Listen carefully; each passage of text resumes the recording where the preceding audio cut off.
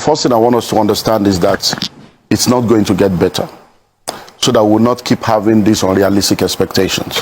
If you look back at our democracy since 1999, we have never had a better government. So go think back 23 years. It keeps getting worse. It keeps getting worse. It has never gotten better. So we need to have that reality behind us while we are looking at the future.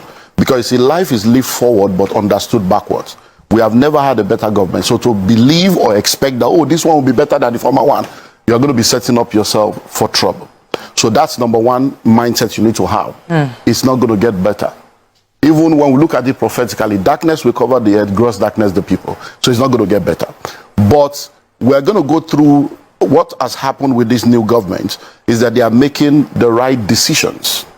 Now, the right decisions they are making is going to make things tougher. But if we are able to weather the storm, there is light at the end of the tunnel. With reference to subsidy, I wish that with reference to subsidy, we have all accepted the 2012 verdict. Because Sanusi was crying. Was he Okonjo Iweala? They were all crying. They gave us the figures. But this same APC government and many other people were against them. Today now, some people are fighting. This subsidy is a fraud. We all know it has to go. So anyone that is saying they should not remove subsidy, you are not being realistic. Because we are at the bottom of the bottom of the bottom. So subsidy must go.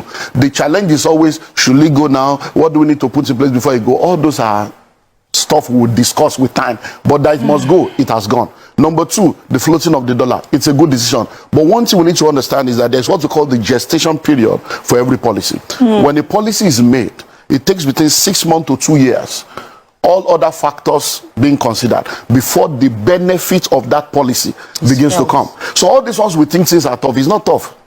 We have not started. So don't even disease. You have not started because we are just less than 2 months in the policy now. So it is when the policy goes through its gestation period. So for the fuel subsidy, for instance, it's going to go higher and higher. Then when all the fuel that people that have given licenses have come in, then it can begin to go down. But don't forget that we don't have any refinery. We have not been able to have one refinery in almost 40 years. Yet an individual did one in less than 4 years. Another one is doing one now that will be ready in another 4 years. It shows that we are not ready. So for you to be expecting that government will do something for you, you are fooling yourself. The government is not there to help you. So you have to think of how to help yourself, which is where survival strategy now comes in. So my own advice for individual is to understand that the principles that makes for surviving and thriving in any economy has never changed. There is nothing you are going through today that people have never gone through before. They survived it. If we survive lockdown, we'll survive this one. We just need to face reality. And the reality is twofold. Increase your income or reduce your expenditure. But many times people always think of increasing income alone. Reducing your expenditure is a major aspect of surviving any economy, because the income will not necessarily increase if you don't have value that you are offering that will demand money to flow to you. So if you are earning salary will not increase. They will even most likely sack you.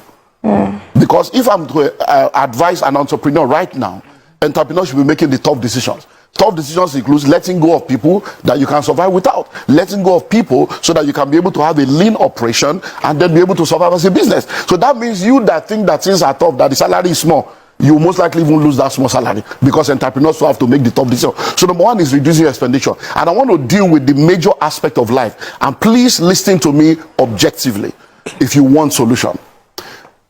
Everyone needs to understand that majority of what you are spending money on, you don't need to spend money on them. You are spending money on them because somebody has programmed you to think that way. And until we go back and face reality, we're going to remain. So let's go to the major thing. Food, clothing, shelter, academics. Those are the things that take money. So let's break it down. Number one, food. You say 3 square meters. Is 3 a square or a triangle? Who told you you must eat 3 times a day? That's part of the setup. So we have all been breakfast, lunch, and dinner. Where? Who told you that? Who defined it such? So even when you are not hungry, you are asking for food. You ask yourself, hey, where's my lunch? Are you hungry? Hey, but I've not eaten lunch. Must you eat lunch? So everybody must go sit down as a family and say, okay, in this family, from today, 011, 101, 001, whatever, you must reduce your food. Because you eat to live, you don't live to eat. If you eat once a day, you will not die. You're going to go through a period within 2-3 weeks, you will adjust. You'll be shocked that once a day is okay and you'll be healthy. Once you eat well, that's on the food aspect. On the issue of clothing, we don't need to talk too much. Most of the time, it's self-esteem issues. People don't even know what you are wearing. There's what we call the 20-40-60 principle. When people are in their 20s and in their 30s, most of the decisions they make is based on what people will say, how people will feel. By the time you get to your 40s and 50s, you don't care what anybody is saying. By the time you become 60, you realize that nobody was even saying anything in the first place. You are the one setting yourself up. How many times have you done a wore shoe and nobody saw? That you now told them, you didn't see myself, how you do shoe. Your husband will give you money to go to salon.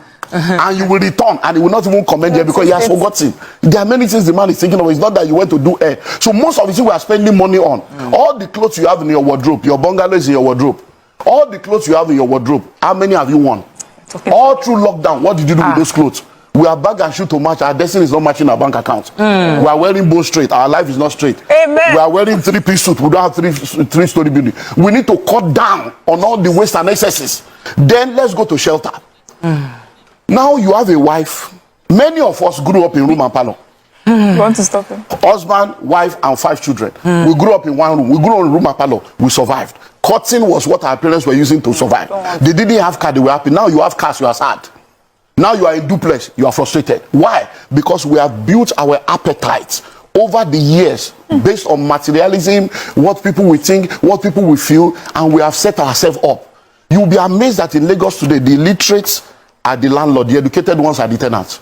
All those people we call illiterate that we think they don't have brain, they are the one buying land, building houses. You now, you go and park a 14 million naira car in an 8 million naira rented apartment. You think you are a big boy, you lack understanding. And the tenant will be calling you a guy tenant, landlord will be calling you a guy tenants. So we need to cut down on houses. Any room you don't need is not your own. Abroad, they do fostering, they rent out room. It's time for us to begin to think, okay, this one now, do I need to move to Ibadan? Do I need to move to Ogun State? Do I need to move to a cheaper place to save my destiny and save my family? Because it's not going to get better. Do I need to move from 3 bedroom to 2 or from a duplex to a flat? Do we need to cut? That is what needs to happen. Then let's go to education. So Olumide Emmanuel has been giving us some gbas that we need in the season. And some of us are already reanalyzing our expenditure, even right on the show. You need to act on these things. You were going to go into education. Let's go into education. Number one, who told you that you must go to school? Where did you get the idea from? Who ingrained that thinking into you? A child is not supposed to go to school until the child is 4 years old. Because we destroyed the public education, a generation of private school owners came and started coming up with products to take money from our pocket and program us into the bondage of education. So they start talking of preschool, kindergarten, all kinds of names for the first 4 years where nothing. And many people now, that's what you are spending money on. So your husband is earning 250. You are earning 80,000 or 100,000. So the total money coming to your family is 350. The school fees you are paying is 200. Where is the wisdom? Can't somebody stay